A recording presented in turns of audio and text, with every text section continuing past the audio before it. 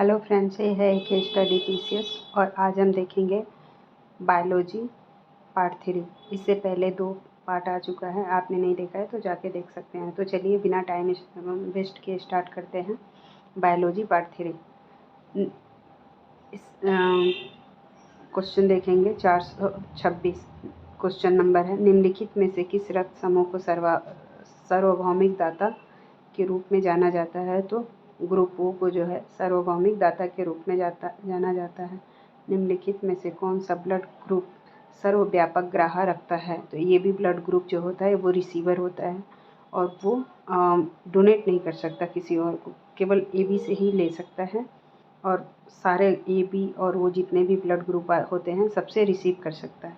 Next question है, नीचे एक अभिकथन और A और एक कारण R दिया गया है। वो रक्त समूह वाले व्यक्ति को यूनिवर्सल प्राप्तकर्ता माना जाता है। नेक्स्ट है ओ प्रकार के रक्त में कोई एंटीजन नहीं पाया जाता। तो ये गलत होता है लेकिन R सही है, क्योंकि वो ब्लड ग्रुप वाले जो होते हैं वो डोनर होते हैं, रिसीवर नहीं। तो पहला ये गलत है, R सही है।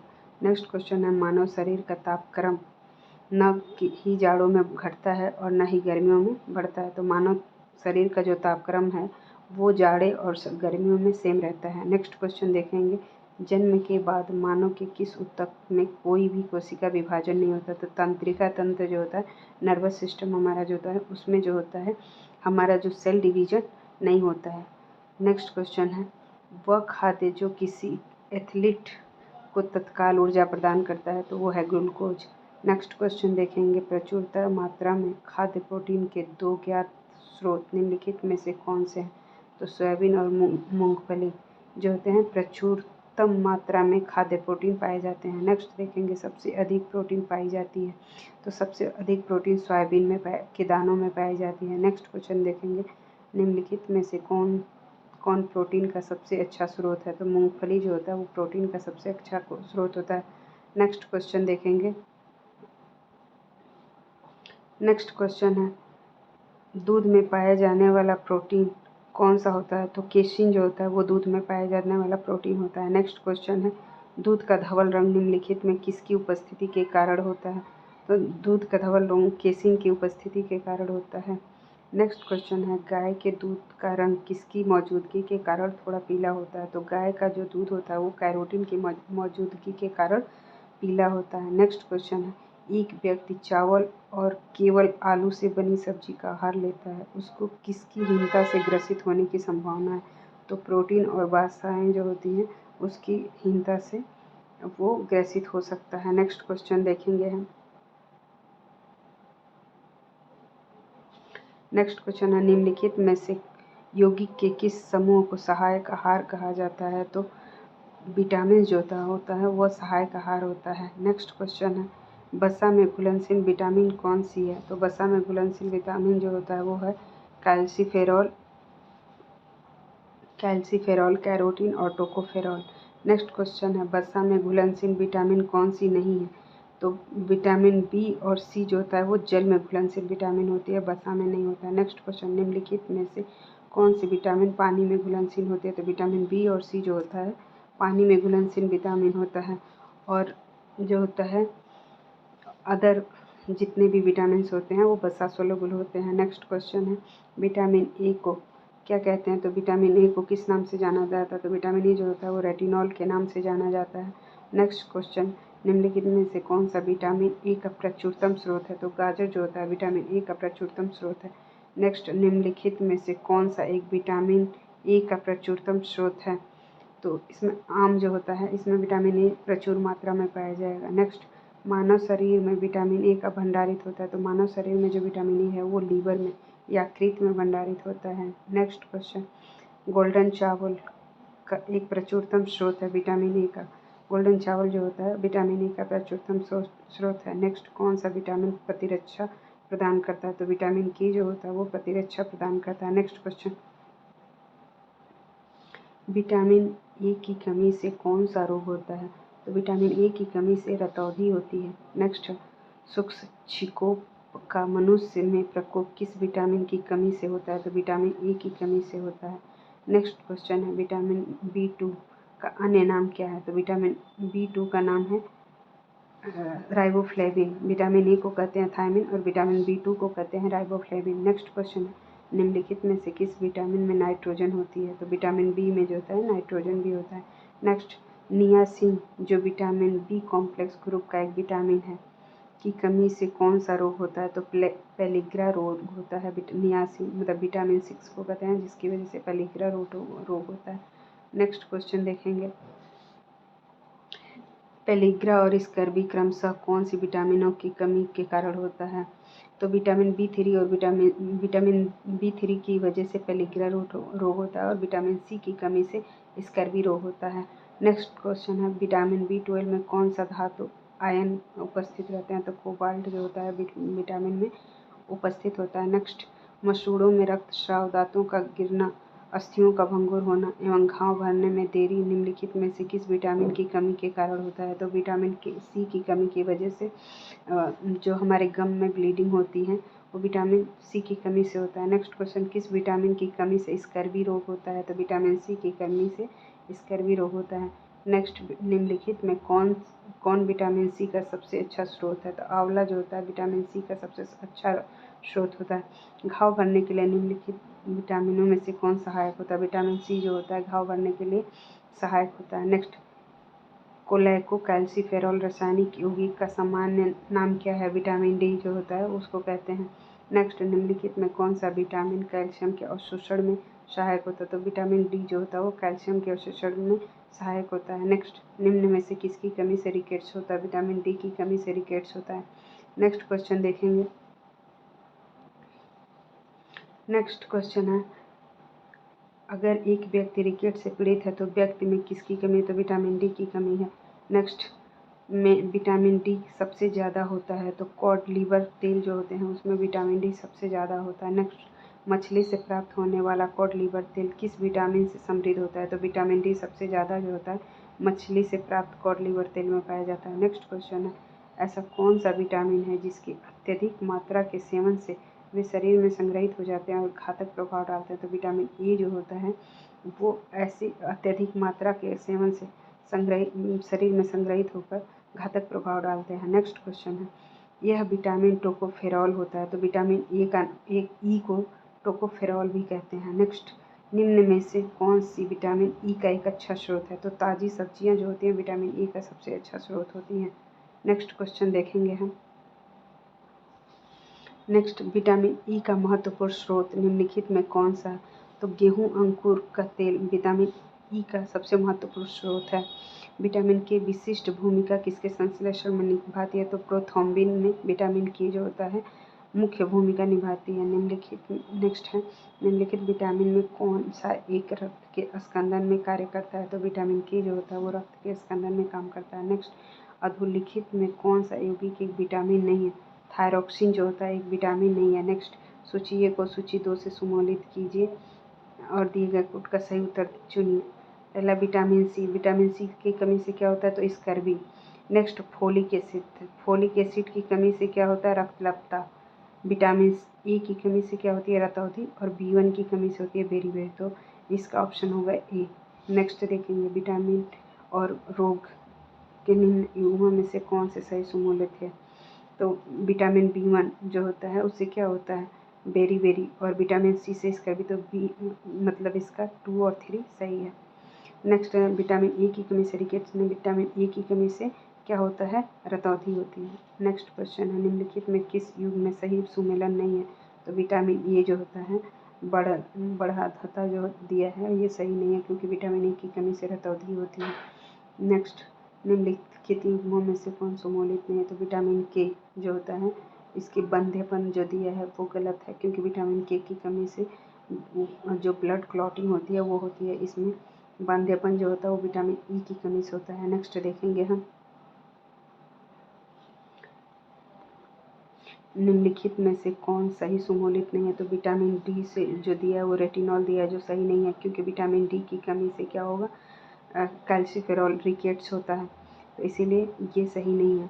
और सब सही है। नेक्स्ट देखेंगे निम्नलिखित में से किस युग में सही समूलन नहीं है। तो B1 जो होता है उसमें संतरा जो स्रोत होता है उसका संतरा। विटामिन डी में काट या कृत तेल होता है। विटामिन ई का जो स्रोत होता है वो होता है गेहूँ अंकुर तेल। और विटामिन के में अल्फा पाया जाता है। तो अगर देखें तो इसमें से सब सही है, लेकिन अगर वैसे एक तरह से देखें तो B1 में संतरा बहुत ही माइन्यूट उस मात्रा में पाया जाता है। नेक्स्ट देखेंगे निम्नलिखित में कौन सा इसमें सही सुमोलित नहीं है। टोकोफेरॉल। तो टोकोफेरॉल से जो होता है वो बेरी नहीं होता है, क्योंकि बेरी किससे होता है, B1 की कमी से बेरी होता है। टोकोफेरॉल विटामिन ई को कहते हैं, जिसकी कमी से बांझेपन होता है। नेक्स्ट देखेंगे हम। नेक्स्ट क्वेश्चन है बच्चों में क्वाशिक्योर रोग किस कारण से होता है।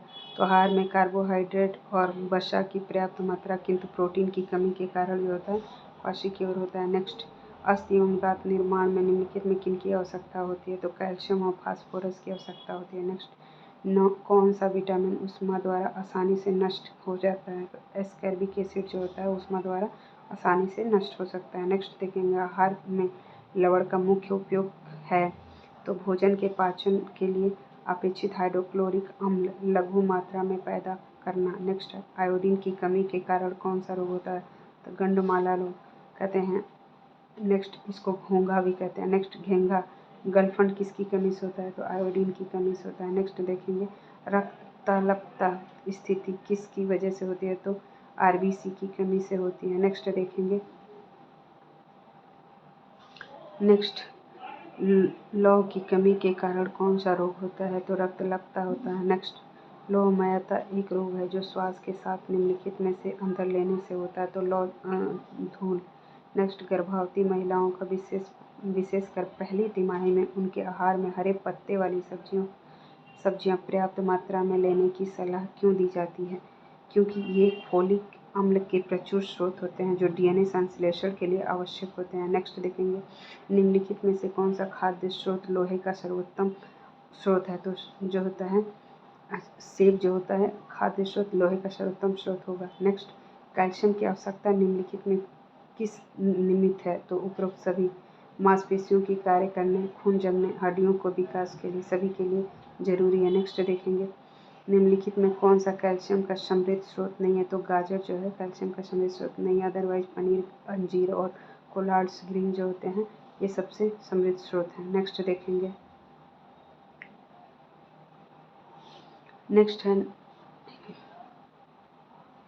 नेक्स्ट होगा निम्न में से कौन सा जिंक का उच्चतम स्रोत है।